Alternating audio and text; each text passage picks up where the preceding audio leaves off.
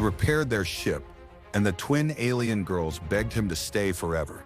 Cal woke to the smell of ozone and something like decaying flowers. His head throbbed. He tried to sit up, but his whole body protested, a symphony of aches he hadn't felt since that ill-advised trip through the Jovian moonfields. Shipwrecked then, again. He blinked, trying to focus. The emergency pod hadn't fared well, its internal atmospheric recycler wheezing its last. Outside, filtered through cracked transperisteel, was not the cold vacuum of space, but a riot of green and strange, vibrant colors. Vines choked colossal structures that looked less built and more grown. Massive organic metallic skeletons draped in living tapestries. Air humid and heavy, seeped in through the cracks. He wasn't dead, but he was definitely somewhere he wasn't supposed to be. Somewhere else. He was a survivalist by accident and inclination. A botanist who kept finding himself in situations requiring less analysis of flora and more analysis of how not to be eaten by it. Standing was a slow, painful process. The pod had crashed into what looked like a section of an enormous curved wall, half buried in dense foliage. Beyond, colossal domes rose towards a sky filtered through layers of atmospheric haze. An ancient, abandoned biodome complex. He scanned the environment, his eyes trained to spot subtle shifts in ecosystems, taking in the alien flora. Beautiful, dangerous, thriving in decay. He found a discarded piece of hull plating, sharpened an edge on a rock, and started cutting away the vines blocking the exit. Hours later, sweat dripping into his eyes, the pod breached. He stepped out into the alien humidity. The air here was thick with pollen and the scent of unknown life. Giant, luminous flora pulsed with soft light in the dimness. Strange, multi-jointed insectoids clicked and skittered through the undergrowth. His suit was torn, his supplies minimal, a medkit, a multi-tool, a scanner, and a packet of nutrient bars. Standard Explorer loadout, depressingly inadequate for a whole damn planet. He needed shelter, water, and to figure out where the hell he was, and if anyone else had survived. He moved cautiously, using the massive vine-covered pillars of the ancient structure for cover. That's when he saw her. She wasn't human, not even close. Tall, elegant, with skin that seemed to absorb and softly reflect the light, shifting hues like oil on water, currently a cool, distant silver. Her limbs were long, graceful, articulating in ways that were beautiful and unsettling. Her eyes, huge and dark, held an unnerving intensity, fixed directly on him from the shadows of a giant, flowering plant. She wore armor that looked organic, grown rather than forged, inlaid with crystalline structures that pulsed with faint energy. In one hand, she held a weapon that seemed to be made of solidified light. Humming softly, she didn't move, didn't make a sound, just watched him with those deep, ancient eyes. He froze, his multi-tool feeling pathetically inadequate. This wasn't a wild animal. This was intelligent. This was trouble. Okay, he said, his voice rough, holding his hands up slowly. Palms out, easy. No sudden moves. I'm passing through. The silver shimmer on her skin didn't change. She was utterly still. He took a tentative step forward. The light weapon flared, a warning hum echoing in the strange air. Not hostile, not yet, but definitely wary. He tried again. Look, my ship crashed. Emergency landing. I'm not here to cause problems, just trying to survive. He gestured vaguely back towards the wreckage, hidden by the vines. Her gaze flickered slightly, following his gesture, then returned to him. He couldn't read her expression. Alien, yes, but there was something in the depth of her eyes, a weariness, a profound weight. He was trespassing, not just on land, but perhaps on something more significant. His scanner weakly identified her as an Iridian female, species designation unknown to his databanks. She was native. He Chow, a complication. A very visible, very human complication. He needed her help, or at least her tolerance. But the sheer alienness of her presence, the silent power she radiated, made the usual diplomatic overtures feel hollow. He was a tender survivalist, not a diplomat. His strength was in finding edible routes, not navigating interstellar relations. He decided to appeal to the basics. Water? Food? No, I have nothing. He patted his empty pouches. Her hand tightened on the light weapon. The silver shimmer on her skin seemed to deepen, a subtle ripple of energy. He had a feeling he had just stumbled into something far more complex than a simple survival scenario. She spoke then, her voice a low resonance that vibrated not just in the air, but seemed to echo faintly within his skull. It wasn't telepathy, not exactly, but a sound frequency calibrated to bypass eardrums and go straight to the bone. Formal, precise, devoid of inflection that he could interpret. Intruder, you have violated the sanctuary rites. Your presence is a blight upon the quiet paths. The silver shimmer intensified, edges hardening into facets. Okay, so passing through wasn't the right phrase. Sanctuary rites, quiet paths, sounded less like a place and more like a state of being, or a sacred ground. He hadn't meant to violate anything. He just meant to crash land. Look, I didn't know. There were no signs, no fence, no do not enter notices. Forest. From my perspective, he gestured around at the vast green expanse. A dry, almost hysterical laugh threatened to escape him. Of course, his luck. Crash onto an alien planet, end up smack in the middle of a holy site. The height of cultural insensitivity, literally dropped from the sky. Her large, dark eyes narrowed, the light weapon lifting slightly. Ignorance does not dissolve consequence. The rites are woven into the resonance of this place. All who belong, feel them. You do not belong. The last phrase resonated with a cold finality that chilled him despite the humidity. You do not belong. Simple, absolute. It wasn't just a statement of fact, it was a judgment. He felt a strange, faint pressure behind his eyes, a dull throb that wasn't just his headache. The resonance, was that what she meant? Okay, well, where do I belong then? Because my ship's kind of in pieces. And I'm pretty sure the universal handbook on what to do when you crash your spaceship into an alien holy site is back on it. He risked a small, hopefully disarming smile. It didn't work. The silver shimmer on her skin rippled again, this time tinged with a faint, unsettling violet. Emotion? Anger? Indifference? He couldn't tell. Your fate is not for you to decide, she stated, taking a slow, deliberate step towards him. Her movements were fluid, almost too smooth, like water flowing over stone. You are an unbidden echo in a hallowed frequency. You must be judged. Judged. Right. By her or by some unseen authority she represented. The air seemed to grow heavier, the luminous plants pulsing faster now, as if reacting to the tension between them. He glanced around. Escape routes were limited. The dense foliage offered cover, but he suspected she could move through it far more easily than he could. And that light weapon looked like it could slice through anything. He needed information, and maybe to buy some time. Judged how? Is there like a jury? A big pointy hat involved? He was leaning into the dry humor, a defense mechanism. It was either that or curl into a ball and wait for the inevitable. Her head tilted slightly, a movement that felt utterly alien. Your vocalizations are discordant, distracting. The judgment of the unbidden is swift. It requires calibration. Calibration. That sounded worryingly technical, or maybe medical, or both. She raised the light weapon fully, its hum intensifying. It wasn't pointed at him, exactly, but held in a ready stance that spoke of immense capability. He felt a strange pull, a resonance that intensified the thrumming behind his eyes. It was like a low-frequency sound he could feel rather than hear, originating from her, from the weapon, from the very ground beneath his feet. The biodome felt alive, and it was listening. "Who are you?" he asked, trying to keep his voice steady. "What is this place?" Her silver skin shifted, a subtle golden hue bleeding into the edges. "I am Lyra, heiress of the resonance line, and this is the cradle of whispers, the place where the Iridian heart beats in rhythm with the ancestors.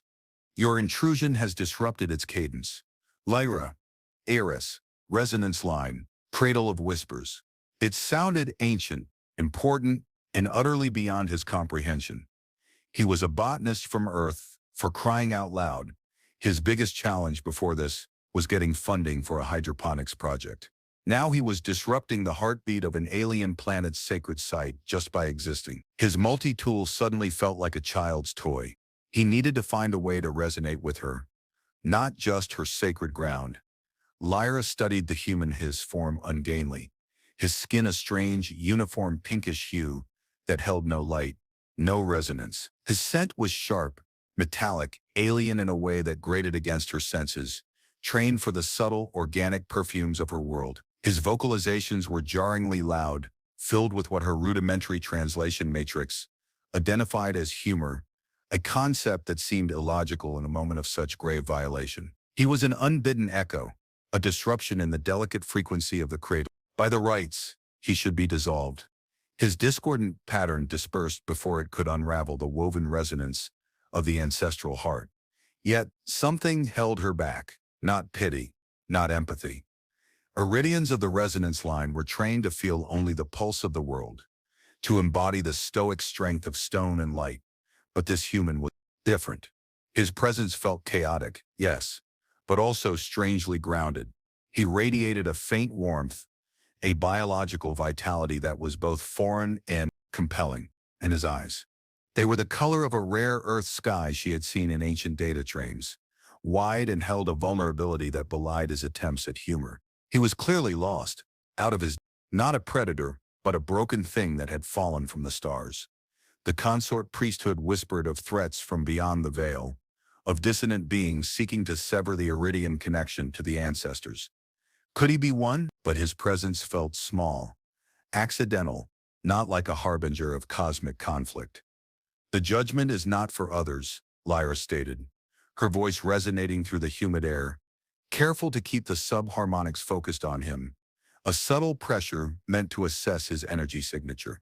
It is the cradle itself that judges. Your resonance will either align or it will be scattered. Scattered. Dissolved. Right. This was not getting better. Cal felt the pressure behind his eyes intensify, a low thrumming building to a dull ache. It wasn't painful. Not yet, but deeply uncomfortable, like standing too close to a powerful vibrating engine. Align? How do I assign the place? Do I sing? Meditate? I'm more of a try not to get eaten kind of guy, not a spiritual guru. He shifted his weight, trying to look less like a threat and more like a bewildered tourist. The subtle golden hue on Lyra's skin seemed to solidify, a hint of curiosity, or just a trick of the light. The cradle reads the pattern of your life force, the echoes of your journey, the intent held within your core, she explained, her voice still formal. But the resonance felt less like a command and more like instruction. It seeks harmony, a matching frequency. His life force, his journey, his intent. He was a shipwrecked botanist whose core intent right now was to find a clean water source and maybe a sandwich. How is that supposed to harmonize with? Okay, look, he said, stepping forward again, slowly, deliberately. My intent is simple. Survive. Go home if possible. Not mess up your sacred place. I'm not here to steal your holy relics or your vibrant plant collection. I'm just trying to get by. He stopped a few feet from her, close enough to see the intricate patterns on her organic armor, the subtle shimmer of her skin up close. She smelled faintly of rain and electric light. My journey, he continued, pushing past his fear, has been mostly falling into trouble and trying to fix it. I fix things, ships, ecosystems, broken gadgets. That's what I do. He held out his multi-tool, offering it not as a weapon but as a symbol of his skills. Maybe I can fix something for you? Instead of being judged? Lyra's large, dark eyes focused on the small, metallic object in his hand. Fix things. The concept resonated strangely. Her world, the Iridian civilization, was ancient, steeped in ritual and resonance. But their technology, complex and harmonized with their biology, was failing. The consort priesthood, who controlled the flow of resonance and access to the deepest ancestral frequencies, claimed the dissonance was caused by external threats, by disharmonious patterns in the cosmos. But Lyra, trained in the subtle cadences of the cradle, felt a different truth. The dissonance was internal. Something was broken within the heart itself, a core frequency fading, disrupting the pulse resonance needed for life, for the rituals, for the survival of her people. The priesthood, they claimed, sought a ritual recalibration, a forced alignment that required immense energy and control. Lyra was the heiress, meant to perform the central ritual, but the priesthood sought to bind her resonance, to control the very core of her being for their own ends. Her thoughts, usually a clear, resonant stream, felt muddied, heavy with the weight of duty and a growing sense of dread. She looked at the human again. I fix things, the raw simplicity of it. Her people communed with ancient tech, coaxed resonance from biological machines, but the concept of fixing a broken physical object with tools seemed primitive, yet effective.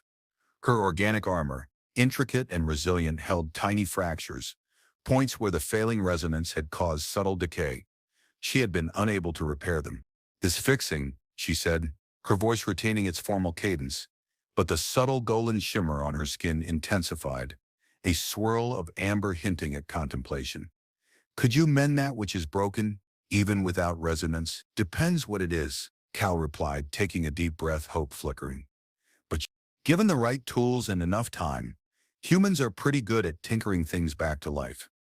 We specialize in making things work that shouldn't. He managed a small, genuine smile. It's kind of our thing. The concept was intriguing.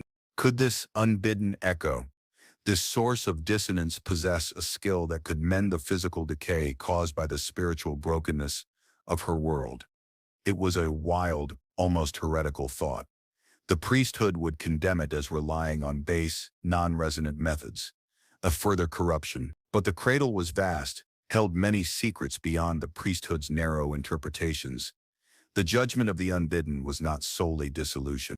Sometimes, in rare instances, a discordant pattern could be harmonized, woven into the existing tapestry in a new, unexpected way.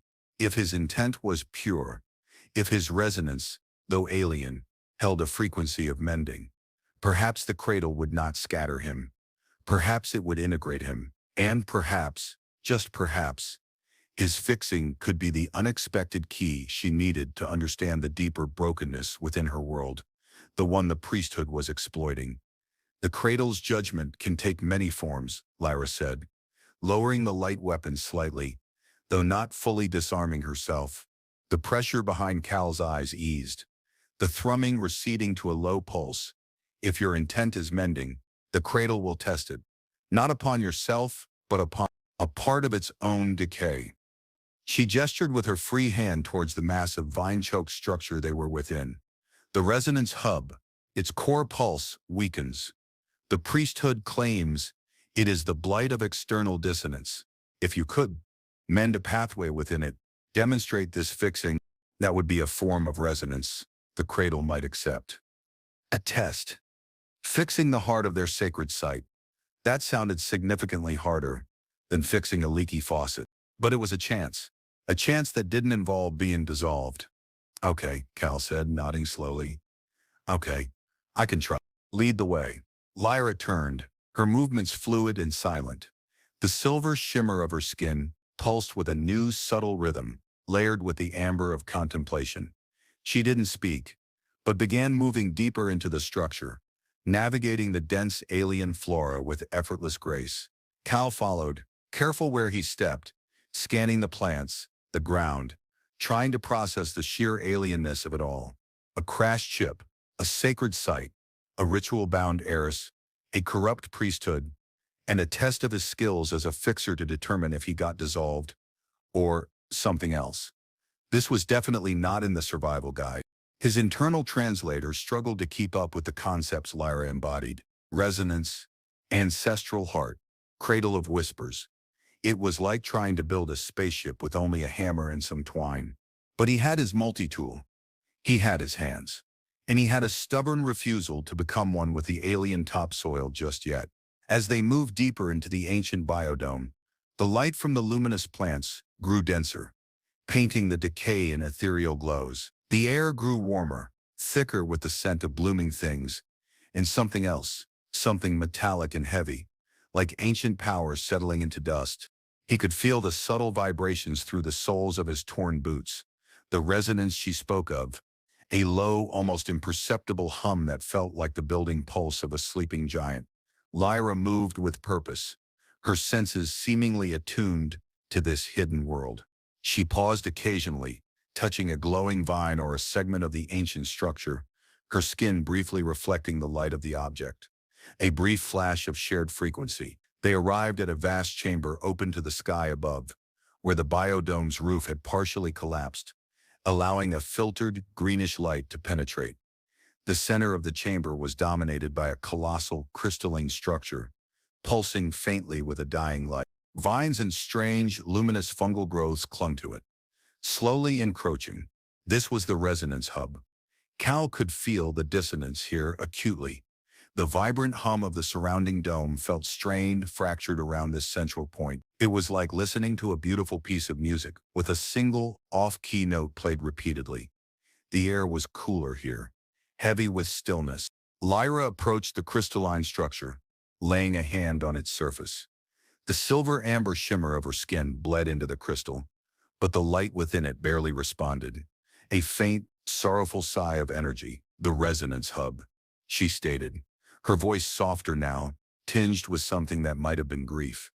It is the nodal point for the cradle's energy. The consort priesthood claims its failing pulse is due to external contamination. Entities like you, whose resonance does not align. She turned to face him, her large, dark eyes holding his. They propose a forced recalibration, a ritual that would drain the surrounding life frequencies to amplify the core. It would devastate the cradle. Leave it a husk. Cal felt a chill that had nothing to do with the temperature. Drain the life? That sounded horrific. And you think it's not external? Lyra looked back at the hub. I listened to the cadence of the cradle, the ancient songs woven into its structure. The disharmony is like an old wound, festering, not a sudden infection. Something within the hub is broken, not contaminated. She gestured to a section of the crystalline structure, where the pulsing light seemed weakest. Almost dark, tangled vines with glowing thorns wrapped tightly around it. A key pathway is severed. The priesthood's rituals amplify, they do not mend. They would simply try to force the existing broken frequency to be louder instead of fixing the break itself. She looked at him again, the amber light in her skin flickering. You mend. Can you mend this? Can you find the break and reconnect the flow? Cal approached the hub cautiously, his scanner out. It hummed, trying to make sense of the alien energy signatures. Biological? Technological? Both? The crystal felt warm to the touch, vibrating faintly. He ran his hands over the surface near the dark patch. It was intricate, covered in subtle grooves and filigree that seemed to shift under his gaze. The glowing thorns of the vine felt sharp, almost watchful. I don't even know what this thing is made of, he admitted. It's not metal, not rock as I know it. It's alive. It is the crystallized resonance of the ancestral pulse. Lyra explained. Part biological, part energy matrix. It responds to frequency, to intent, but also, it seemed, to physical manipulation, if one understands its nature.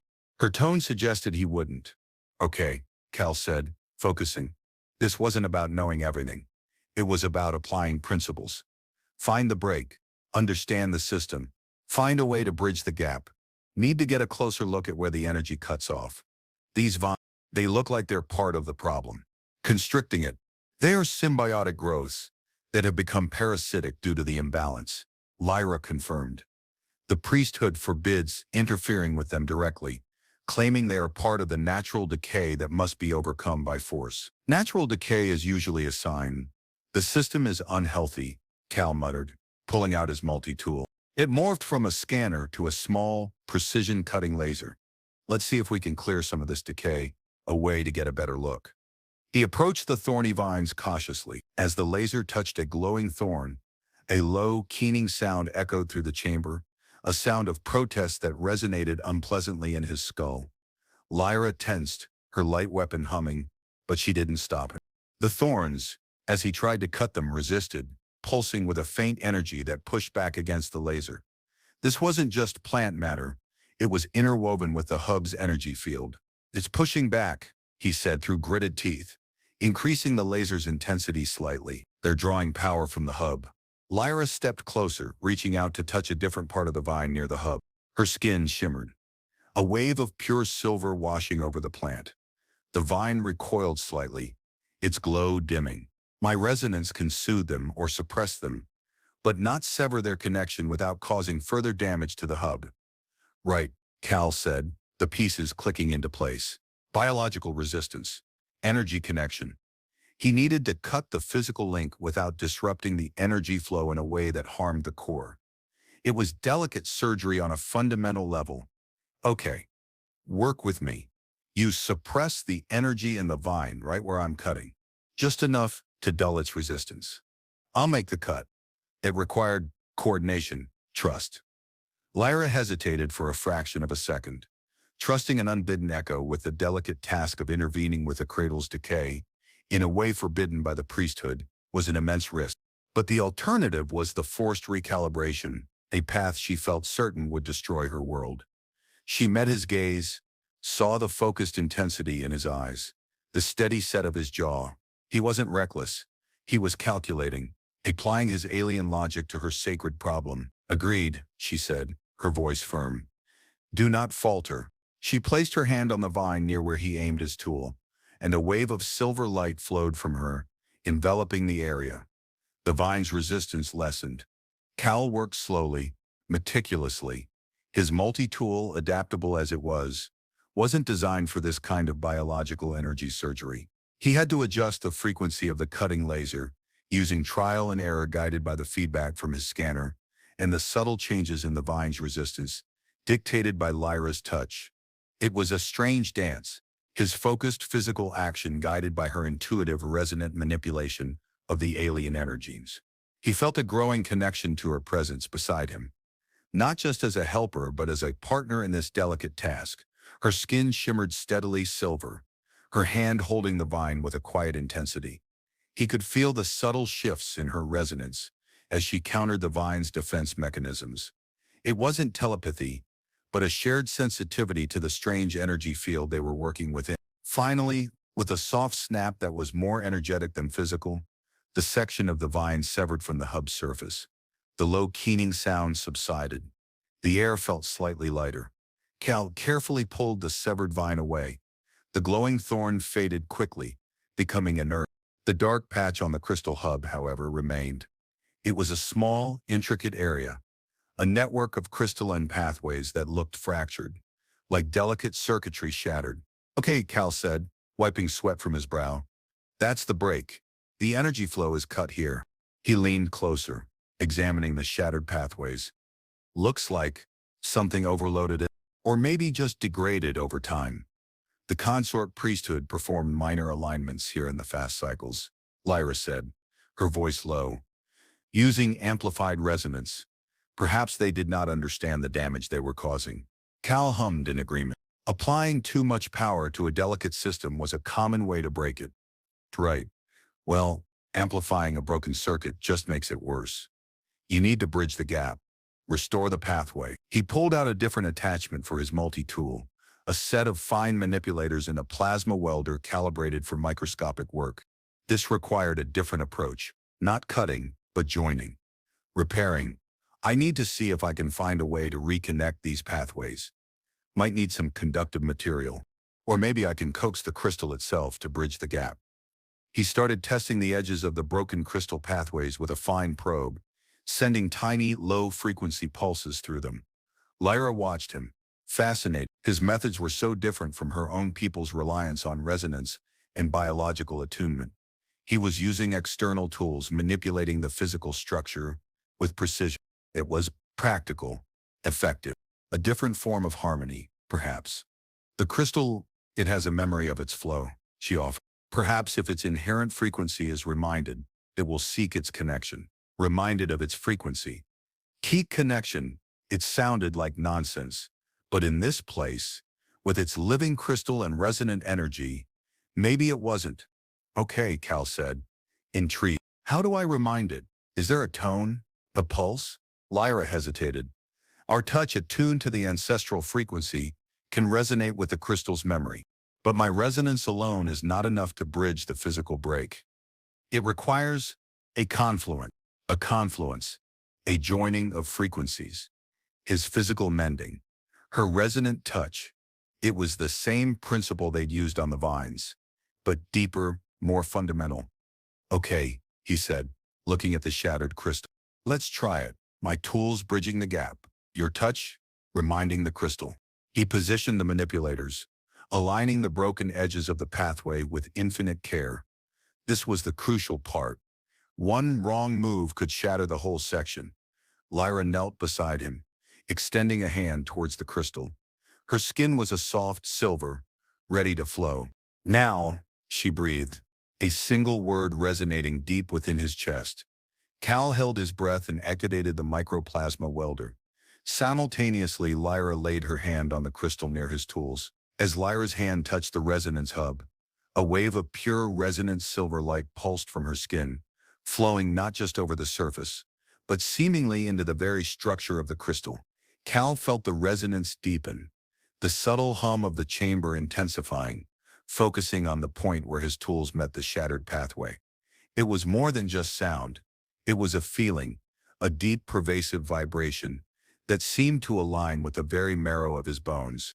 As he carefully activated the microplasma welder, coaxing the crystal edges to soften and join, he felt Lyra's resonance guide his hand, not physically, but as an intuitive sense of where the connection needed to flow, where the crystal was seeking to reconnect. It was a confluence, just as she had said, his precise physical skill interwoven with her ancient, resonant knowledge. The crystal pathways glowed faintly under the touch of his tool, and her light, the shattered edges beginning to flow together. A slow, deliberate mending. The air filled with a faint, sweet scent, like blooming night flowers, and the resonance built, not jarring now, but harmonious, powerful. He felt a strange warmth spreading through him, originating from his hand touching the crystal, guided by the resonance flowing from Lyra beside him. It wasn't just the crystal mending, it felt like he was part of the mending, connected to the alien heart, this ancient place, and connected profoundly to the alien woman beside him. Her focused intensity was palpable, her skin shimmering with the effort, the silver light bright and pure. Her large dark eyes were closed, her brow furrowed slightly in concentration. She was pouring her essence into this, channeling the energy of her ancestors, the very life pulse of the cradle, into this act of repair. The sheer power, the ancient grace of it, was breathtaking. He was just a guy with a fancy toolbox. But she was a living conduit, a bridge to something vast and sacred.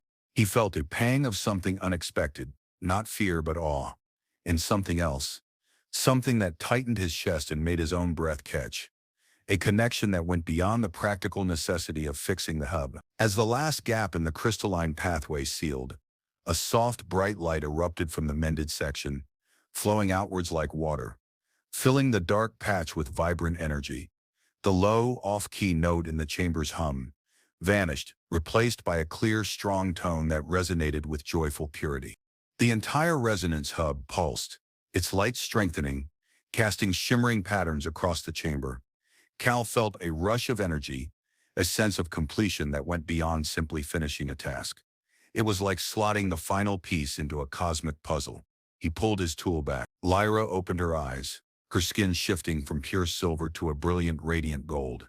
A small, soft sound escaped her lips, a sigh of relief and wonder. It is mended," she whispered, her voice still resonating, but with a new, vibrant quality. "The frequency is whole." She looked at the mended section of the hub, then slowly turned her gaze to him. The golden light in her skin seemed to spill into her eyes, making them glow faintly. For the first time, he saw not just formality and duty, but something else entirely: surprise, profound gratitude, and a dawning hesitant awe that mirrored his own. You did it," she said, the resonance in her voice thick with emotion he couldn't fully name. "You mended the ancestral pulse."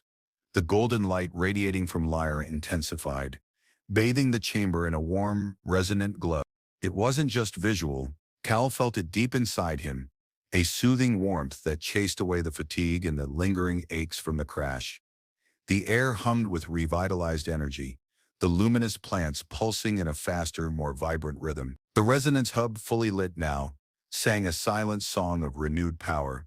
Lyra rose, her movements fluid and graceful, the golden shimmer of her skin breathtakingly beautiful. She looked at him, her large, dark eyes wide with a mixture of wonder and something else he couldn't quite decipher. The cradle. It accepts your resonance, she breathed, the words echoing with the newfound scent of the hub. Your intent to mend. From out, it was true. It harmonized. Harmonized. Him, a crashed human, harmonizing with an alien sacred site. It felt surreal. Just doing my job, he managed, a faint smile touching his lips. Turns out my job description is a little more complicated than I thought.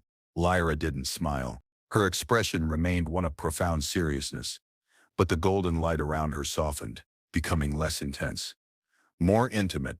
You have not only mended the hub, she said, taking a step closer to him. You have proven the priesthood's words false. The dissonance was not you. It was the wound they refused to heal. The weight returned to her. The duty, the knowledge of the political implications of this act. He hadn't just fixed a crystal, he had become a key player in an alien political religious struggle. Great. Just when he thought things couldn't get more complicated. And the judgment? He asked, his voice lower. Did the cradle judge me? Lyra reached out, her hand hovering near his chest. Her skin was still faintly golden, warm. It has judged, she confirmed. But not for dissolution. By mending the hub, by weaving your unique frequency into the cradle's song, you have initiated the rite of confluence. The rite of confluence. That didn't sound like being dissolved. It sounded important, and maybe complicated in a whole new way. Rite of confluence, he repeated slowly. What does that mean? Lyra's gaze dropped slightly, focusing on his chest, near his heart. It means the cradle has bound your resonance to its own, and to mine. Bound his resonance to hers, to the cradle? Bound? He asked, feeling a sudden tightness in his chest that wasn't entirely unwelcome. Like, permanently? She nodded, her expression solemn. Permanently. The mending of the hub, performed through the merging of your skill and my resonance, has created a link, a deep connection, acknowledged by the ancestors. She took the final step, closing the small distance between them. Her hand rose, her long, elegant fingers hovering over his chest again. He could feel the warmth radiating from her. And something else, a gentle psychic hum, a subtle echo of the resonance hub's newfound harmony, originating from her, flowing towards him. It was the strangest sensation he'd ever experienced, like his own internal frequency was being gently adjusted to match hers, to match the place itself. The rite requires completion, she said, her voice barely a whisper now. The resonance focused entirely on him within him, to stabilize the bond, to fully integrate your presence, to seal the confluence. Her eyes, dark and deep, lifted to meet his. The golden light within them pulsed.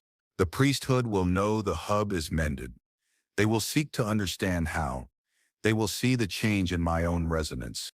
The bond. The danger was returning, sharp and sudden. Their act of mending had just painted a target on their backs. Completion, Cal said, his voice husky. How do we complete it? Lyra's hand settled gently on his chest, directly over his heart. He felt the warmth bloom, the psychic hum intensified, a gentle, pervasive pressure. Her skin shimmered, the golden light swirling, mixing with the silver, becoming something new, vibrant, pulsating with a rhythm that mirrored his own heartbeat, yet was entirely alien. Her eyes were locked on his, intense, vulnerable.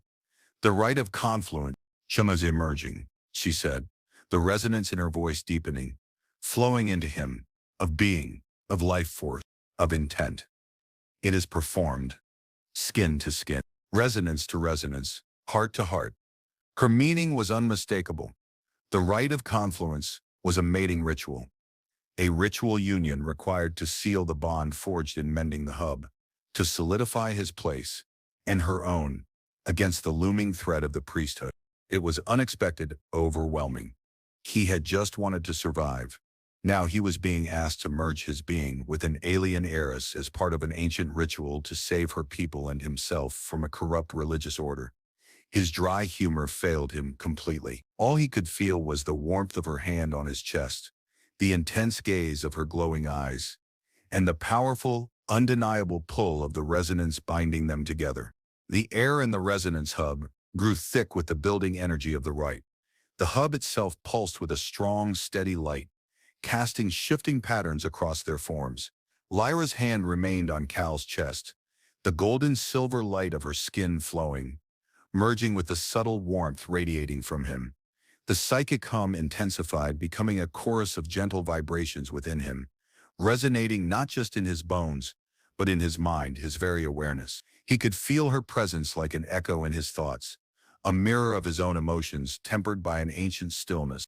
Lyra watched him, searching his eyes for hesitation, for rejection. The rite of confluence was sacred, irreversible. It was the deepest bond an Iridian could form, a weaving of life frequencies that created a permanent, resonant link. To perform it with an unbidden echo, a being from outside their world, was unprecedented, unheard of. Yet, the cradle had initiated it. His act of mending had resonated with the ancestral heart in a way no Iridian had in cycles. It was a sign, a prophecy perhaps, that the path forward lay not in forced alignment, but in genuine confluence, and his resonance, though alien, felt pure, strong, untainted by the priesthood's manipulations. "This is a lot," Cal said, his voice quiet, the dry humor absent. His gaze was fixed on her face, on the intense, vulnerable look in her eyes. He was a simple man from Earth, a fixer. This was beyond anything he could have imagined. "I didn't come here looking for this." "I understand," Lyra replied, her own voice low, the resonance softer, more intimate. "This path was not sought by either of us. It was revealed by the cradle." She paused, her gaze dropping to his mouth, then back to his eyes. "The rite requires a willingness, a mutual resonance of intent. It cannot be forced." She was giving him a choice that likely meant, if he refused, the rite would fail, the bond might shatter, and both of them would be vulnerable to the priesthood. But she wouldn't compel him. That resonated with him deeply. Her duty was immense, but her integrity held firm. He looked at the mended hub, at the vibrant light pulsing life into this ancient place. He looked at Lyra, at the golden light that still clung to her skin, at the vulnerability in her eyes beneath the formal stillness. He had stumbled into her world, broken. He had helped mend something vital, not just for the cradle, but for her, against a corrupt power. He felt the resonance binding them, not as a chain, but as a thread of shared energy, humming with purpose. This wasn't about grand destiny. It was about connection forged in shared danger and unexpected capability. It was about two disparate beings finding a strange, powerful harmony in a place of decay and rebirth. "Okay," he said, his voice firming. "Okay, Lyra, I don't understand all of it. The resonance, the priesthood, the ancestral whatever. But I understand broken things, and I understand trying to fix them. And I understand standing against people who want to hurt something beautiful and important." He met her gaze fully. "And I feel whatever this is." He gestured slightly between them, to the palpable energy connecting them. "It feels real, strong, like the opposite of broken." He took a shallow breath. "If this confluence is how we protect the cradle, how we stand against them, and if it means this bond with you." He reached up, covering her hand that rested on his chest with his own. Her skin was warm, incredibly soft. "Then I choose it. The confluence." A wave of energy washed over them both as he spoke the words. The resonance hub pulsing brighter, a silent cheer from the ancient stone. Lyra's eyes widened slightly, her breath catching. The golden light on her skin flared, then settled into a steady, soft radiance. "Cal," she breathed, using his name, the sound resonating within him like a bell. She moved closer, her body pressing gently against his. He felt the smooth, cool texture of her organic armor, the warmth radiating from her skin. She lifted her free hand, reaching towards his face, her fingers tracing the line of his jaw. Her touch was hesitant, curious, utterly soft. The psychic hum between them deepened, weaving their thoughts, their emotions into a shared stream. It was overwhelming, terrifying, and profoundly intimate. Her large dark eyes searched his face, reading him in a way no human ever could. Seeing the truth of his intent, the strength of his feelings reflected in the resonant bond now blooming between them. He leaned into her touch, his hands still covering hers on his chest. He closed his eyes for a moment, breathing in the scent of her, the scent of rain and light and alien blossoms. When he opened them, he found her face drawing closer.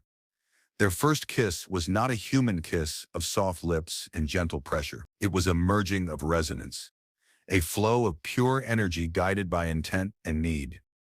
As Lyra leaned in, her forehead touched his, and the golden light on her skin surged, flowing from her into him like liquid warmth. The psychic hum between them exploded into a symphony of sensation. He saw flashes of light behind his eyes, felt echoes of her past, fleeting images of training, of ancient rituals, of the heavy weight of her duty. He felt her emotions directly, a complex wave of solemnity, anticipation, and a fragile hope. His own feelings, his awe, his fear, his unexpected longing, flowed back to her through the burgeoning bond. It was overwhelming, disorienting, yet undeniably powerful. Then, her true lips, soft and yielding beneath the more rigid structures of her face, met his. It was a tentative touch, unfamiliar to her, yet guided by an ancient, intuitive knowing. The physical contact, combined with the unleashed resonant energy, ignited something primal within him. His arms went around her waist, pulling her closer, molding her form against his. Her organic armor felt strange, cool and smooth, a stark contrast to the warmth of her skin where they touched.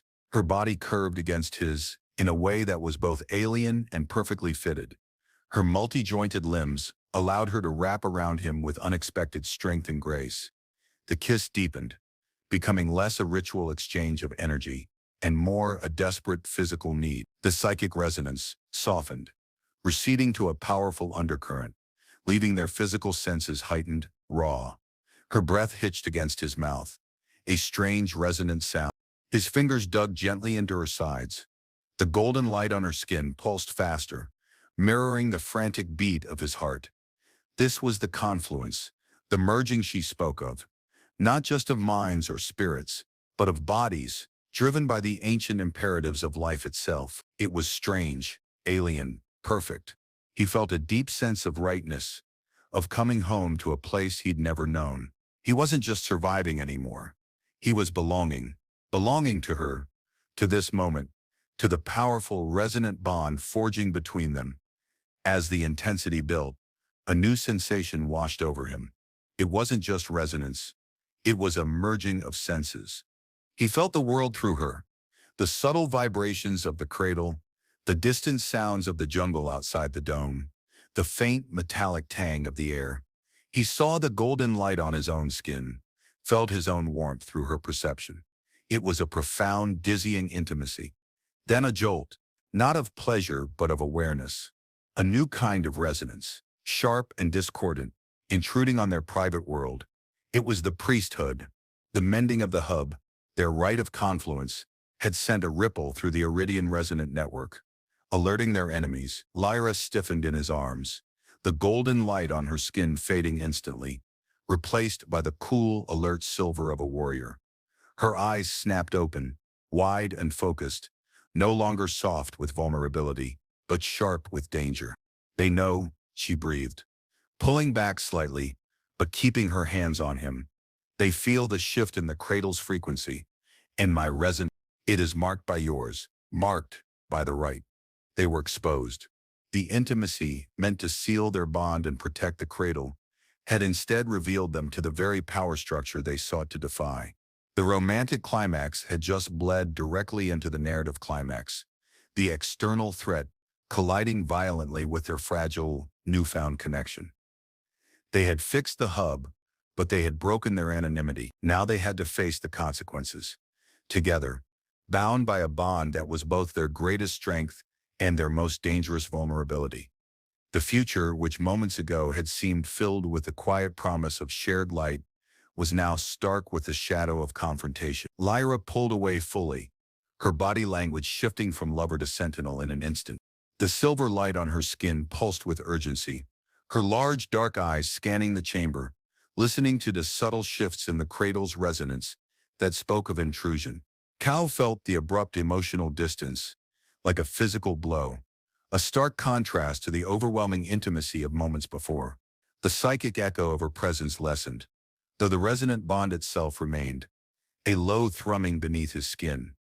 "What do we do?" he asked, his voice tight. He felt exposed, vulnerable, his human senses suddenly inadequate in this alien space filled with hidden resonant signals. "They will send seekers," Lyra stated, her voice sharp, decisive. "Iridians attuned to follow resonant trails. They will follow the path of our confluence, the mark on my frequency." She moved towards the entrance of the chamber, scanning the dense foliage outside. "We must leave the cradle. It is protected by its own frequency, but our presence now draws dissonance to its heart." Leaving the cradle, the place where he had just formed an unbreakable bond. "Where do we go?" Lyra turned back to him, her expression grim. "To the abandoned spire of the First Oath. It lies outside the biodome, a place of silence, where resonance is muted.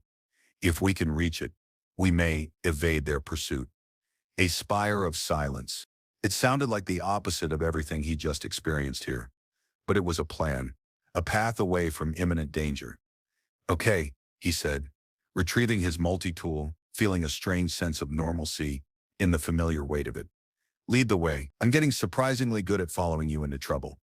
A flicker of something that might have been amusement crossed Lyra's face for a brief second before the mask of grim determination settled back. "Your humor," she stated, "is a peculiar defense mechanism. Inefficient, resilient." She didn't wait for a reply, moving swiftly towards the chamber entrance. Cal followed, his steps less silent than hers, his senses overwhelmed by the vibrant, dangerous beauty of the alien world outside the relative safety of the hub chamber. The psychic bond, though less intense now, gave him a strange intuitive awareness of her location, her general emotional state, a focused determination layered with a deep, anxious fear. It was like a compass tied to his soul, always pointing towards her. As they navigated the dense flora of the biodome, moving away from the hub, Cal noticed subtle changes. The luminous plants seemed more agitated, their light pulsing erratically. The air felt charged, heavy with anticipation. Lyra moved with a silent, predatory grace, her eyes constantly scanning, her body low and ready. She stopped abruptly, raising a hand. Cal froze. He couldn't hear anything unusual, but she clearly could. "Seekers," she whispered, her voice barely audible, resonating faintly in his mind. Near, their resonance, cold and sharp. She pulled him back, pushing him behind a cluster of large bioluminescent fungi. "They hunt by frequency. Mute your energy, human. Still your thoughts." Mute his energy? Still his thoughts? How was he supposed to do that? His energy felt like a chaotic mess of fear, adrenaline and the lingering echoes of their confluence. He focused on the fungi, trying to lose himself in the patterns of its growth, recalling his botanical training, anything to distract his racing mind. He felt Lyra pressed close beside him, her presence a steady, cool anchor in the storm of his own senses. He could feel her own resonance dampening, like a light being carefully shielded. It was an immense act of control. He tried to mimic her stillness, slowing his breath, clearing his mind, which was incredibly difficult. He was a creature of noise and thought. She was a being of subtle frequency and stillness. Moments stretched into an eternity. He heard it then, not with his ears but with the resonant part of his awareness, a high-pitched whining sound, like distorted music, moving through the air. Seekers. The sound grew closer, passing nearby. He felt a probing sensation, a cold alien presence brushing against his awareness. Searching, he instinctively flinched, but Lyra's hand shot out, pressing firmly against his arm, a silent command to hold still, to remain silent. The probing resonance swept over them, a chill wind that seemed to try and strip away his very identity. Cal held his breath, focusing fiercely on the mundane reality of the glowing fungi, counting the intricate layers of its growth. He felt Lyra's presence beside him, a shield of stillness, her own resonance dampened to a whisper, masking the vibrant signature of their bond. The seeker's sound passed by, fading into the humid air. Lyra waited several long moments after the probing resonance had gone, her body still tense, listening. Finally, she relaxed slightly, a silent exhale of relief that resonated through their bond. "They have passed," she whispered, the silver on her skin slowly returning to its usual subtle shimmer. "For now, they will expand their search pattern." She rose swiftly, moving deeper into the tangle of the biodome. "We must move quickly. The spire is far." The journey was a tense blur of movement, navigating the alien landscape under Lyra's expert guidance. She knew the hidden paths, the silent places where the cradle's resonance was naturally muted, offering brief moments of cover from the seekers. Cal, despite his survival skills, felt utterly reliant on her.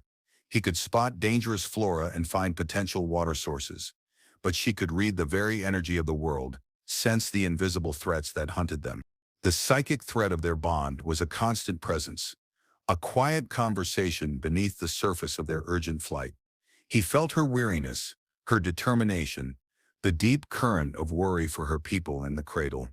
She felt his fear, his confusion, his unexpected strength and resilience. It was a form of communication more honest and immediate than words. They ate nutrient bars in brief, snatched moments, the bland taste a stark contrast to the vibrant alien world around them. Lyra consumed something that looked like glowing moss, its consumption causing a faint chime to resonate from within her. Everything about her people was interwoven with resonance, with energy. As they journeyed, Lyra spoke sparingly, explaining fragments of her world. The resonance line, her bloodline, was tasked with maintaining the harmony between the Iridian people and the cradle. The consort priesthood had risen to power by claiming exclusive rights to interpret the ancestral frequencies, gradually twisting the ancient rituals for control, creating the very dissonance they blamed on outsiders. The forced recalibration they sought was not just a ritual, it was a power grab, a way to central all resonance, all life force under their authority. Their mending of the hub and the resulting confluence threatened everything the priesthood had built. He hadn't just fixed a circuit, he had sparked a revolution. Great, just great. He, the guy who got nervous talking to his neighbors, was now apparently at the forefront of an alien civil religious war. Dry humor was the only thing keeping him from completely losing it. "So, let me get this straight," he muttered during a brief pause to catch his breath, leaning against a tree that hummed faintly. "I crash land, fix your holy crystal, accidentally propose marriage through energy resonance, and now we're fugitives, fighting against space priests who want to drain your planet dry. Did I miss anything?" Lyra looked at him, her large eyes holding a glint of something he still couldn't quite read. "Your summary," she stated, her voice flat, "is lacking in appropriate reverence for the sacred stakes. But yes, that is the approximate pattern of events." She didn't contradict his definition of the confluence as marriage. The rite was a form of sacred union, a binding of lives and frequencies. The psychic bond flared slightly between them, a shared recognition of the weight of that truth. "Approximate pattern," he repeated, shaking his head. "Figures. My life never does exact pattern. It's more of a flailing wildly and hoping for the best pattern." Despite the tension, faint, almost imperceptible golden ripple softened the silver on her skin. It was the closest he'd seen her come to an involuntary display of warmth since the rite.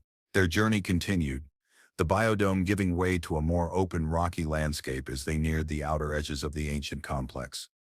The air became drier, the luminous plants less frequent, replaced by hardy crystalline flora that glittered in the dim light.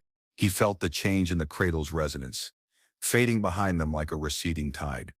They were leaving the sacred ground, entering the silent lands. He caught a glimpse of the spire in the distance, a tall, slender structure of black, glassy material, rising from the desolate landscape like a single sharp finger pointing at the sky. It looked desolate, lonely, but safe, maybe. As they reached the edge of the biodome, The dense, living energy of the cradle fell away completely. The landscape outside was stark, composed of dark, angular rock formations and sparse crystalline vegetation that made a faint, ringing sound in the dry air when the wind blew. The spire of the first oath rose before them, taller than it had seemed from a distance, its surface a smooth obsidian black that seemed to absorb all light and resonance. It was a place of deliberate silence, a stark contrast to the vibrant, humming life of the biodome. Lyra moved with a renewed sense of urgency, her silver skin reflecting the faint light of the twin moons that hung in the bruised-colored sky. The spire stands outside the web of the cradle's primary resonance, she explained as they approached the structure. It is a place of stillness, built for meditation and the taking of sacred oaths that required a separation from the world's pulse. A good place to hide, then. If it hadn't been used in cycles as its dilapidated appearance suggested, it might still be unknown to the priesthood's modern surveillance methods. The entrance was a simple archway, devoid of ornamentation. Inside, the air was cool, dry, and utterly silent. The resonant hum that had been a constant presence since he woke on this planet was gone. It was unsettling, like suddenly losing a sense he hadn't realized he possessed. The interior was Spartan, a series of ramps and platforms winding upwards. There were alcoves carved into the walls, presumably for meditation. The black material of the spire seemed to absorb sound and energy, creating a profound sense of isolation. This place, it feels empty, Cal observed, his voice sounding loud in the stillness. Lyra nodded. It is its purpose, to be empty of the world's song, so that one may hear the deeper resonance within oneself, or commune with silence. She led him up a winding ramp. The silence was oppressive, a heavy blanket that pressed in on him. After the vibrant life of the cradle, this felt like a tomb, but it was safe, or at least quiet. They found a small, elevated platform deep within the spire, hidden from the main path. It was just large enough for them to rest. Lyra sank down, her shoulders slumping slightly, revealing the immense strain she had been under. The silver on her skin softened. Losing its sharp edge, Cal sat beside her, pulling out his meager supplies. He had a few nutrient bars left, and his medkit. "Are you hurt?" he asked, looking her over. Her organic armor looked intact, but he couldn't see her skin underneath. "Only weary," she replied, though the psychic thread of their bond told a different story. Fatigue, yes, but also a deep ache of sorrow, a fear for her people and the future. He didn't have alien medicine, but he did have something for muscle strain. "Here," he said, opening his medkit. "It's just a topical analgesic. Might help with the weariness." He offered her a small tube. Lyra looked at the tube, then at him. "A human salve?" she asked. "Our physical forms respond to resonance, to biological harmony." "External chemical applications." "Yeah, well, my biology responds pretty well to this when I've been running for my life," he said dryly. "Might be worth a shot." He squeezed a little onto his fingertip and offered it to her. She hesitated, then reached out, her long fingers delicate as she took the tube. Their hands brushed, and the resonant bond flared, a gentle pulse of warmth and connection in the oppressive silence. It was a reminder of what had bound them, of the intimacy forged in the heart of the cradle. After a moment, Lyra opened the tube and applied a small amount of the salve to her arm, where the organic armor had flexed repeatedly during their flight. She watched the effect with clinical curiosity. "It creates a localized counterfrequency," she murmured. "It dulls the sensation of fatigue." "Interesting." Cal just nodded, leaning back against the cool black wall of the spire. The silence was broken only by their breathing and the faint internal hum of their bond. The danger felt distant here, muted.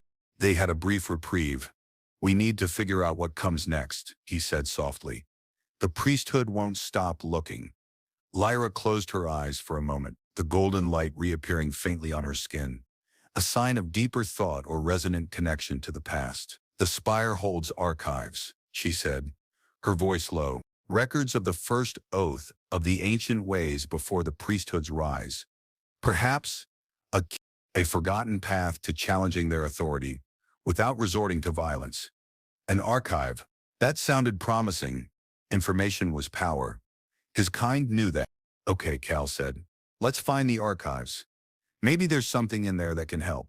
He looked at Lyra, her face illuminated by the faint golden glow, tired but resolute. They were an unlikely pair, a human fixer and an alien heiress, bound by accident and ancient ritual, hiding in a spire of silence, searching for answers in the past to save their future. The absurdity of it all almost made him laugh. Almost. But the look in her eyes, the strength in the bond between them grounded him. This was real, and they were in it together. They spent the next cycle exploring the spire. The silence was initially unnerving, but Cal began to adapt, focusing on the subtle sounds his human ears could detect. The faint whisper of the wind outside, the soft creak of the structure settling, the sound of Lyra's quiet movements beside him. The upper levels of the spire housed the archives. They weren't physical books or data pads as he knew them, but vast, intricate crystalline structures embedded in the walls. Humming with latent energy, Lyra explained they held compressed resonant data, memories and records stored in frequency patterns. To access them required a resonant touch, a key frequency to unlock the information. Her birthright gave her limited access, enough to navigate the basic functions. The priesthood sealed the deepest archives, she explained, running a hand over a particularly large crystal that pulsed with a faint, enticing light. They claim the ancient knowledge is too dangerous, too dissonant for modern ears. She was right to suspect them. They had twisted the present. It was likely they had rewritten the past. Accessing the sealed archives would require a frequency they didn't expect. Lyra attempted to access the main archive, but her touch only produced a low, mournful chime. Blocked, she stated, pulling her hand back. The priesthood has layered multiple resonant seals. My line frequency is known to them. Cal watched her, thinking. Resonant seals, requiring a specific frequency. What if it wasn't about knowing the right frequency, but providing one that was utterly unknown, one that wouldn't register as a potential key, and therefore wouldn't trigger the lock? His own resonance, the one the cradle had incorporated, was alien. Could that be the key? What about my frequency? He asked. Lyra looked at him, her large eyes questioning. Yours, chaotic by Iridian standards, but unique, unreadable by their methods. Exactly, Cal said. My resonance isn't part of their system. It's not on their list of known frequencies, locked or unlocked. Maybe it can bypass the lock altogether, like using a key that's not supposed to exist. It was a long shot, a completely alien concept of how information security worked. But it made a strange kind of sense in this resonant world. Lyra considered this, her golden light shimmering faintly. The consort priesthood relied entirely on understanding and manipulating known frequencies. A truly unknown resonance. It was a blind spot. It is illogical, she murmured. But the cradle accepted your resonance in mending the hub. Perhaps its principles extend to the archives. She led him to the large, sealed crystal. Place your hand upon it, she instructed. Project the resonance that binds us. The confluence. Cal hesitated for only a moment. He placed his hand flat against the cool, smooth surface of the crystal. He closed his eyes, reaching inward, searching for that unique frequency that had blossomed in the heart of the cradle, the one that connected him to Lyra, to the mended hub. It wasn't an active projection, but a yielding, allowing the resonance to flow from the bond between them. He felt Lyra's hand settle gently on his back, supporting him, lending her own presence to the confluence. The psychic thread flared, not with emotion, but with a focused intent, a shared purpose. The crystal under his hand pulsed, not with a mournful chime, but with a deep, resonant thrum, the same frequency as the revitalized hub. A soft light spread from his hand, flowing across the crystal's surface, dissolving the faint, shimmering barriers that represented the seals. The crystal pulsed brighter, its light changing, becoming a clear, inviting white. It was unlocked. Lyra gasped softly beside him. It worked, she breathed, awe in her voice. Your unique resonance, it bypassed the seals. The unlocked crystal archive pulsed with a soft, inviting light. Lyra immediately placed her hand on it, and a stream of resonant data flowed into her mind. Cal watched, fascinated, as the golden light on her skin flickered and danced, reflecting the complex information she was absorbing. He felt echoes of it through their bond, not the data itself, but the emotions associated with it. Surprise, validation, growing determination, and a rising anger. "What is it?" he asked after a long moment. Lyra pulled her hand back, her expression grim. "The records confirm it," she said, her voice tight with suppressed fury. The consort priesthood did not just twist the rituals. They deliberately engineered the decay of the resonance hub centuries ago, creating the wound as a means to seize power and control. They suppressed the knowledge of true mending and propagated lies about external dissonance to maintain their authority and the right of confluence. Its full meaning has been suppressed. It is not merely a sacred union, but a transference of authority. When performed with a being whose resonance is accepted by the cradle, it designates that pair as the true stewards of the ancestral pulse, with the inherent right to challenge a corrupt priesthood. Her eyes, dark and intense, met his. "We did not accidentally initiate a marriage, Cal. We initiated a challenge to the priesthood's entire existence, and by binding us, the cradle has chosen us to lead." The weight of her words settled heavily on him. He wasn't just a fugitive anymore. He was a co-leader of a potential revolution chosen by a sentient alien sacred site. "So," he said slowly, the dry humor making a desperate comeback, "we're married by prophecy, tasked with overthrowing the bad guys, and chosen by a glowy rock. Standard Tuesday, then." Lyra's mouth curved upwards, a genuine if small smile that transformed her face. The golden light on her skin pulsed warmly. "Your humor," she repeated, "is still peculiar, but perhaps useful." The shared smile, born of absurdity and shared destiny, lightened the heavy air. They had found the key in the archives, the truth that could unravel the priesthood's power, but exposing that truth and claiming the mantle of stewardship granted by the right of confluence would put them directly in the path of their enemies. They needed a plan, one that used the ancient knowledge they had uncovered, their unique bond, and Cal's particular skills. The archives contained not just history, but blueprints for forgotten resonant technology, pathways within the biodome unknown to the priesthood, and details of key nodes in the Iridian resonant network. Lyra, with her knowledge of Iridian culture and resonance, and Cal, with his understanding of physical systems and fixing things, began to formulate their strategy.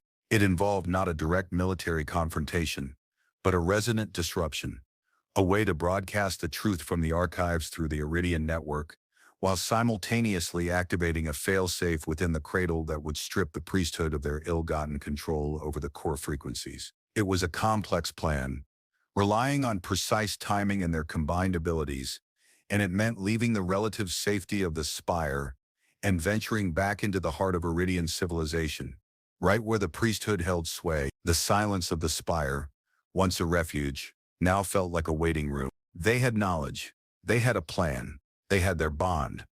They also had a target on their backs, and an entire corrupt establishment hunting them. The romantic journey had led them not to a quiet life together, but to the precipice of war. The plan was set. They would use a forgotten resonant transmitter, deep within the biodome, one whose frequency signature was unique and wouldn't be immediately recognized by the priesthood's monitors. Cal would need to physically reactivate and modify it, a task requiring his fixing skills. Lyra would then use her knowledge of the archive data and her amplified resonance, strengthened by their confluence, to broadcast the truth and trigger the priesthood's downfall. It was risky, relying on old tech and a surge of energy that would undoubtedly reveal their location, but it was their best chance. They left the spire under the cover of the twin moon's dim light, the silence of the place clinging to them even as they stepped back into the faint ambient hum of the world. The journey back towards the biodome was even more tense than their flight to the spire. They moved through shadows using the crystalline flora for cover, Lyra's senses constantly scanning for signs of seekers. The psychic thread between them was sharp now, filled with shared anticipation and fear. They communicated mostly through that silent bond, quick flashes of intent and warning passing between them. It was a new level of intimacy, born of necessity and danger. They reached the biodome perimeter, slipping back into the dense, luminous foliage.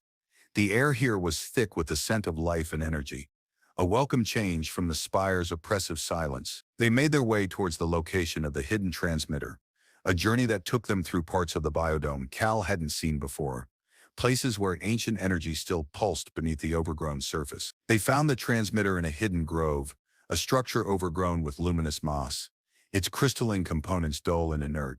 It looked like it hadn't been used in centuries. "This is it," Lyra whispered, her hand touching the cold crystal. "Its frequency is linked directly to the ancestral network, bypassing the priesthood's control nodes. Looks like it needs some love," Cal said, pulling out his multi-tool. This was familiar territory. Broken tech. He got to work, cleaning away the moss, examining the power conduits, the resonant emitters. It was different from human technology, based on energy flow and crystalline structures. But the principles of a circuit were universal. He had to improvise, using parts from his own damaged gear, adapting his tools to interface with the alien components. Lyra worked beside him, not physically fixing, but guiding him with her resonant knowledge, identifying key energy pathways, explaining the function of different crystals. Their collaboration was seamless, the confluence bond allowing them to anticipate each other's needs and actions. He felt her patience, her trust in his abilities. She felt his focus, his determination to make this work. Hours passed.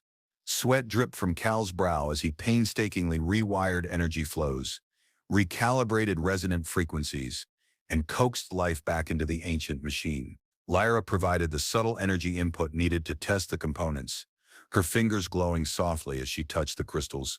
Finally, with a soft hum, the transmitter's central crystal began to glow. A faint, steady light. "It is functional," Lyra said, her voice filled with relief. "Ready to receive the data frequency." Cal leaned back, tired but satisfied. "All right," he said. "Your turn. Let's broadcast the truth." Lyra nodded, her expression resolute. She connected a smaller archive crystal, containing the data from the spire, to the transmitter. She placed her hands on the main crystal, closing her eyes, gathering her energy, her resonance. The golden light flared on her skin, brighter than he had ever seen it, flowing into the transmitter, into the network, carrying the undeniable truth of the priesthood's deception to every corner of the Iridian world. As Lyra channeled the archive data, the hidden transmitter pulsed with blinding golden light, the resonance amplifying, spreading outwards through the Iridian network. Cal felt the surge of energy through their bond, overwhelming yet exhilarating. It was like listening to the heartbeat of an entire civilization, and their message was the sudden, powerful beat that disrupted its rhythm. He saw flashes in his mind's eye, echoes of what Lyra was broadcasting, images of the priesthood's betrayal, the true history of the resonance hub's decay, the suppressed meaning of the rite of confluence, and their own image, illuminated by the golden light, standing together, bound by the cradle's will. They were exposing the truth, challenging the very foundation of the priesthood's power, and the priesthood felt it. The psychic hum in the air sharpened, no longer just the ambient resonance of the biodome, but filled with discordant roars of anger and alarm. Cal knew they had moments, perhaps minutes, before the full force of the priesthood descended upon them. Lyra finished the broadcast, pulling her hands back from the transmitter. The golden light faded, leaving her skin shimmering with exhaustion, tinged with a triumphant silver. "It is done," she breathed, swaying slightly. "It is in the network. Iridians will feel its resonance. They will know, and they know where we are," Cal said, already scanning their surroundings. The luminous plants were agitated, their light flickering wildly. The air thrummed with a rising tide of hostile energy. "We need to go. Now." Lyra nodded, pushing herself upright. Just as they turned to leave the grove, the air cracked, not with sound, but with sheer compressed resonance. The Seekers were here, and they weren't alone. Dark armored figures, their skin a chilling, unyielding obsidian color, stepped out of the shadows. Consort enforcers, the priesthood's personal guard. Their resonance was a cold, crushing weight that sought to stifle everything around it. And at their center stood a figure whose presence radiated immense power, a tall, imposing Iridian in elaborate dark robes, woven with glowing sigils, his obsidian skin layered with intricate, unsettling patterns. The High Consort, the leader of the priesthood, He looked directly at Lyra, his gaze passing over Cal as if he were less than dust. Lyra of the resonance line, the high consort's voice boomed, resonating with an authority that sought to bend the very air to his will. You have committed sacrilege. You have consorted with an unbidden echo and polluted the network with falsities. His eyes, which seemed to hold swirling voids of darkness, finally rested on Cal. And this is the source of the dissonance, a base creature attempting to unravel the sacred order with brute force. Cal felt a cold rage. He was a lot of things, but base and dissonant weren't it. He was a fixer, a survivalist, a partner in a bond the high consort couldn't even comprehend. Hey, Cal said, stepping slightly in front of Lyra, his multi-tool held defensively. I fixed something you broke, exposed your lies, and hooked up with the rightful heiress. I'd say that's less dissonance and more overdue maintenance. A low, guttural sound, somewhere between a growl and a resonant frequency shift, emanated from the high consort. His dark-skinned enforcers moved forward, their light weapons humming. Lyra raised her hand, and a wave of silver light flowed from her, pushing back against the enforcers, creating a shimmering shield between them. But the high consort's power was immense. The shield flickered under the pressure. The rite of confluence, performed outside the priesthood's authority. The high consort sneered, his voice laced with venom. A desperate, misguided attempt to steal the ancestral mantle. Your bond is a perversion, heiress, a chaotic mixing of frequencies that will only bring ruin. It is the confluence accepted by the cradle. Lyra retorted, her voice ringing with newfound strength, amplified by their bond. Your authority is the perversion, built on lies and decay. The high consort raised a hand, focusing his dark resonance. The ground trembled, the luminous plants shrieked in protest. Then let the cradle judge your confluence, he roared, unleashing a wave of pure destructive dissonance aimed at Lyra. It wasn't a physical attack, but a resonant shock wave, meant to shatter her connection to the cradle, to Cal, to everything that gave her power. Cal reacted instinctively. He couldn't counter the high consort's resonance with his own. He wasn't an iridium, but he could fix broken things. He could use his multi-tool to absorb or redirect energy. He raised his multi-tool, activating its energy absorption function, stepping fully in front of Lyra, taking the brunt of the dissonant wave. The tool whined, straining against the force. He felt the energy hit him, a jarring, painful frequency that tried to tear apart his molecular structure, his mind, his bond with Lyra. It was unlike anything he had ever experienced. Pure chaos and destruction. He gritted his teeth, focusing on the feeling of Lyra behind him, the faint, steady pulse of their bond, the memory of golden light and resonant warmth. He wouldn't let this bastard destroy what they had built. The dissonant wave from the high consort hammered into Cal, a brutal assault on his senses and his being. His multi-tool absorbed some of the energy, whining in protest, but the raw, destructive frequency bypassed the tool, slamming directly into him. It felt like being pulled apart atom by atom, his thoughts scattering like dust in a hurricane. But through the pain, through the chaos, he held on to the thread of his bond with Lyra. He felt her panic, her fear, and beneath it a surge of defiant strength. His own resonance, the unique, chaotic frequency that had mended the hub and bypassed the archives, didn't shatter under the assault. Instead, it bucked, twisted, and began to absorb the dissonance, transforming the destructive energy into something else, something wild and unpredictable. He wasn't Iridian. He wasn't part of their resonance system. He was an outside variable, an unexpected element that could process their fundamental forces in a way they couldn't predict. He roared, a sound that was half human agony, half something alien, empowered by the raw energy coursing through him. Golden light erupted from his skin, not the soft shimmer of Lyra's, but a fierce crackling energy that mirrored the destructive wave, but with a core of pure unyielding resonance. The high consort's eyes widened in shock. He had expected the human to disintegrate, or for Lyra's resonance to shatter under the backwash. He had not expected the unbidden echo to turn his own weapon against him. Lyra, seeing what was happening, recognizing the wild, untamed power of Cal's human resonance, interacting with the high consort's dissonance, acted. She channeled her own energy, not into a shield, but into amplifying Cal's unexpected counter-frequency. Her silver-gold light intertwined with his chaotic golden energy, shaping it, focusing it, turning the raw absorption into a directed wave of feedback. "Feel the dissonance you create," she cried, her voice layered with the power of their confluence. The combined wave of amplified transformed dissonance hit the High Consort and his enforcers. They staggered back, their dark skin rippling, the unsettling patterns on the High Consort's robes flickering and dying. Their own destructive energy was being fed back to them, amplified, chaotic, corrosive to their own carefully controlled resonance. They weren't built to handle this kind of feedback. This alien variable. "Impossible," the High Consort shrieked, clutching at his chest as the dark energy that defined him turned against him. His enforcers stumbled, their forms wavering. The broadcast from the transmitter still echoing through the network, combined with this raw display of uncontrolled resonance, shattering their authority, their power base.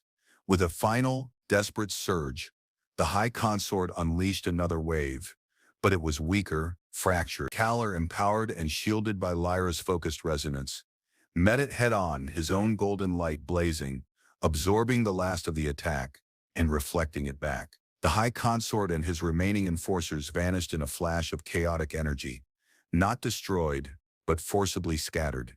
Their resonant patterns dispersed. They were defeated, their power broken.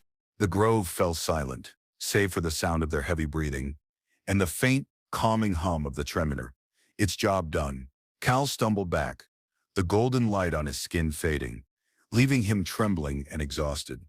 Lyra caught him, holding him steady. Her own light was soft silver again. The crisis passed. "Cal," she whispered, her hands holding him. You absorbed his dissonance and reflected it. I have never seen anything like it." He leaned against her, his head spinning. "Yeah, well," he managed, a weak attempt at humor. "Turns out, I'm pretty good at taking a hit and messing things up in unexpected ways." Lyra held him tighter, her forehead resting against his. The psychic bond was a gentle pulse now, filled with relief and profound gratitude. They had done it. They had broadcast the truth, disrupted the priesthood's control, and defeated the High Consort. The immediate threat was gone. But the fight wasn't over. The Iridian world was in turmoil, the truth spreading like wildfire. The priesthood's power shattered, but their agents still out there.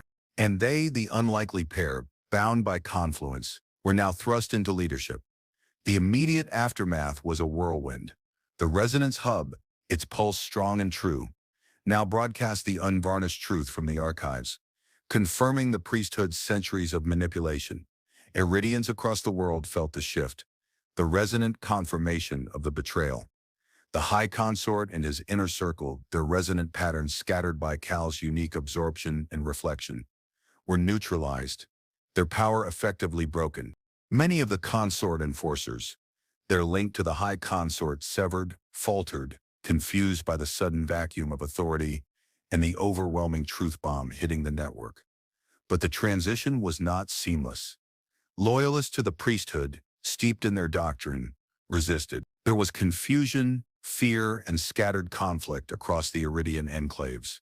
Lyra, as the heiress of the resonance line, now bound by the cradle-sanctioned right of confluence, became the focal point of the new order. They returned to the cradle, not as fugitives, but as its protectors. Other Iridians, those who had quietly doubted the priesthood, or who were loyal to the ancient ways, began to seek Lyra out, drawn by the clear, true resonance she now projected.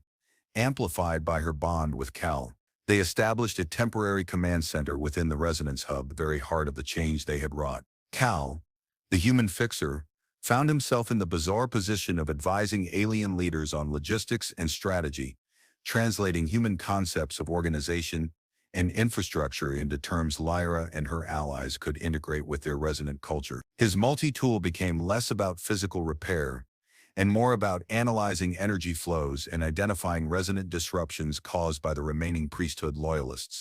His unique ability to interact with Iridian resonance, proven in the fight against the High Consort, made him invaluable not as a fighter, but as a resonant anomaly detector and countermeasure. He was no longer just Lyra's bondmate. He was her partner in rebuilding a world. Their bond, forged in danger and ritual, deepened in the shared work. The psychic thread between them was a constant comfort, a silent understanding that transcended the cultural chaos around them. In the stolen moments between frantic planning and resonant skirmishes, they found solace in each other's presence. The physical intimacy, initiated by the rite, became a natural expression of their connection, a merging of their tesserate beings that felt profoundly right in the midst of the world-altering chaos. Lyra, the formal ritual-bound heiress, revealed a fierce protectiveness, a sharp intellect, and a surprising capacity for warmth that she had kept shielded for so long. Cal, the sarcastic survivalist, showed a deep well of empathy, a quiet strength, and an unwavering loyalty that anchored her in the storm. The dry humor was still there, a necessary coping mechanism. So, High Consort replaced by human fixer and his prophecy wife, Cal muttered one cycle, watching Lyra coordinate defensive resonance patterns on a holographic display. Catchy title for the historical records, huh? Lyra turned to him, a rare, soft smile on her lips. Your fascination with titles is peculiar. The resonance of the event is what holds significance. But the golden light in her eyes, the warmth in their shared bond, conveyed more than her formal words. The future was uncertain. Rebuilding a society twisted by centuries of lies was a monumental task. Integrating a human into the core of Iridian leadership was unprecedented and met with resistance from some factions. Cal knew he couldn't go back to Earth. Not only was his ship destroyed, but his resonance was now fundamentally tied to Iridia, to Lyra, to the cradle. He belonged here, in this vibrant, dangerous, resonant world, by her side. And she belonged with him. Months passed. The immediate crisis subsided, replaced by the slow, arduous work of rebuilding and reforming Iridian society. Lyra, now recognized as the rightful steward of the ancestral pulse, led with a wisdom that blended ancient knowledge with the stark lessons of the priesthood's failure. Cal worked alongside her, a unique bridge between human practicality and Iridian resonance. He helped establish systems for transparent resonant communication, developed tools for detecting lingering pockets of priesthood influence, and even found ways to apply principles of sustainable engineering to the ancient biodome structures, helping to truly mend parts of the cradle that had been decaying for centuries. Their bond was the foundation of the new era. It wasn't just a political alliance or a religious mandate. It was a deep, abiding love that flowed between them, a resonant harmony that strengthened both of them and inspired those around them. They were never truly separate, their thoughts and emotions a constant subtle conversation through the bond. It was a form of intimacy that went beyond anything either had ever known. One cycle, Lyra led Cal to a quiet grove within the cradle, a place where the luminous flora pulsed with a particularly soft, gentle light. It was a place associated with the rite of confluence, a site for the final, personal vows. The public transition is stabilizing, she said, her voice soft. The priesthood's influence wanes. The work is far from over, but the foundation is laid. She turned to him, her silver-gold skin shimmering in the dappled light. Our bond, Cal. The rite of confluence. It was initiated by the cradle, completed in urgency. But the final, personal vow. They were always meant to be a choice, freely given, in a place of peace. She reached out, taking his hands in hers. The resonant bond flared, warm and strong. You came here, an unbidden echo. You became the mender, the catalyst. You are bound to the world now, and to me by something deeper than ritual. Her large, dark eyes searched his face. Your home is gone, your life as it was. It cannot be reclaimed. Do you regret the confluence? The path that brought you here? Cal held her hands, her skin smooth and warm beneath his touch. He looked into her eyes, saw the vulnerability beneath the strength, the quiet hope. He thought of his old life, the endless grants, the sometimes lonely passion for botany, the mundane struggles. It seemed a world away, gray and muted compared to the vibrant, resonant reality he now inhabited. He had lost everything and gained this, an alien world that had accepted him, a purpose that resonated deep within him, and a love that was woven into the very fabric of his being. Regret, he asked softly, a genuine smile curving his lips.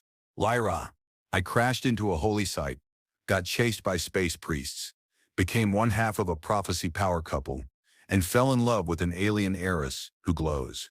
My old life was quiet. This is everything else. He squeezed her hands. No regrets. This is my home now. You are my home. A golden light bloomed on Lyra's skin, bright and beautiful, reflecting the joy that surged through their bond. Then let us complete the rite, she whispered, stepping closer, drawing him into her embrace. There were no formal vows in the human sense, no rings or ceremony as he knew it, just the resonant mingling of their beings in the quiet grove, a silent promise exchanged through the deep, unbreakable bond that joined their hearts, their minds, and their destinies. They stood there, two disparate beings, a human and an Iridian, bound by fate and choice, their resonance flowing together, a new, harmonious frequency in the ancient, living heart of the cradle. The future was still uncertain, still held challenges and unknowns, but they would face them together, bonded, partners, lovers, leaders of a world finding its way back to truth and harmony. After the quiet completion of their personal vows, life settled into a new rhythm. The priesthood loyalists were gradually integrated or isolated, their dissonant frequencies unable to stand against the overwhelming harmony of the truth and the unified resonance of Lyra and Cal's leadership. Trade routes with other Iridian enclaves reopened, bringing resources and sharing the story of the priesthood's downfall and the unexpected role of the human mender. Cal found his human perspective increasingly valuable. His understanding of physical systems, logistics, and even human history provided new ways for the Iridians to think about their own challenges, blending resonant principles with practical solutions. He oversaw the creation of new infrastructure, designed energy distribution networks that worked in tandem with the cradle's pulse, and even helped establish cultural exchange programs with other species, leveraging his status as the ultimate outsider who belonged. Lyra, though burdened with the immense responsibilities of leadership, found joy and strength in their bond. Cal was her anchor, grounding her in the physical world, while her own being resonated with the ancient, energetic currents of her people in the cradle. They built a life together, one that seamlessly blended their disparate cultures. They shared meals, nutrient bars for him, resonant energy sources for her, sometimes finding alien fruits or engineered flora they could both consume. They shared knowledge, him explaining the principles of thermodynamics, her describing the intricate language of resonance. They shared a bed, their physical forms a source of wonder and comfort to each other, their bond creating a level of intimacy that transcended physical form, a constant flow of emotion and awareness that made them feel truly whole when together. Cal never stopped being a fixer. He just had a much bigger, much more important world to fix now. He helped mend not just technology and estimates, but fractured trust and cultural divides. His dry humor became legendary among the Iridians, a strange, delightful anomaly that provided much-needed lightness in serious times. Lyra, in turn, found a playfulness she'd never known she possessed, her formal cadence sometimes breaking for a shared laugh, or a moment of unexpected tenderness. Years passed, measured in the cycles of the twin moon. The cradle thrived under their stewardship. The bond between Cal and Lyra was not just the heart of their personal life, but the symbolic and energetic center of a renewed Iridian civilization. Other species, sensing the stable, harmonious resonance emanating from Iridia, began to seek them out, not for conflict, but for alliance and understanding. One day, walking through the now flourishing groves of the cradle, a group of young Iridians approached them. They were small, their skin shimmering with youthful energy. Twin girls, their eyes wide with curiosity as they looked up at Cal, the legendary human who had helped save their world. One of the girls, her voice a soft chime, asked, "Are you truly the mender from the stars, the one who resonates with the steward?" Cal knelt down, smiling. "Yeah, that's me. Though resonates with the steward is a bit of an understatement." The other twin, her skin shifting to a bright, hopeful gold, looked at Lyra, then back at Cal. "Will you stay forever?" she asked, her small hand reaching out hesitantly towards him. The question hung in the air, simple, direct, echoing the title of a story he hadn't even known he was living. Cal looked at Lyra, who stood beside him, her hand resting on his shoulder, her skin a radiant blend of silver and gold. He felt the depth of their shared history, the strength of their bond, the profound, unexpected love that had made this alien world his home. He looked back at the hopeful faces of the twin girls, representatives of a future he had helped to build. He smiled, a full, genuine smile that reached his eyes. "Ja," he said, softly, his voice resonating with a truth that needed no translation. "Yeah, I'll stay forever." Lyra's hand tightened on his shoulder, her resonance a wave of pure happiness and contentment that flowed through their bond, sealing the promise. The twin girls cheered, their laughter like tiny bells in the air. The cradle pulsed around them, a living testament to mending, to confluence, to a love story written in resonance and starlight.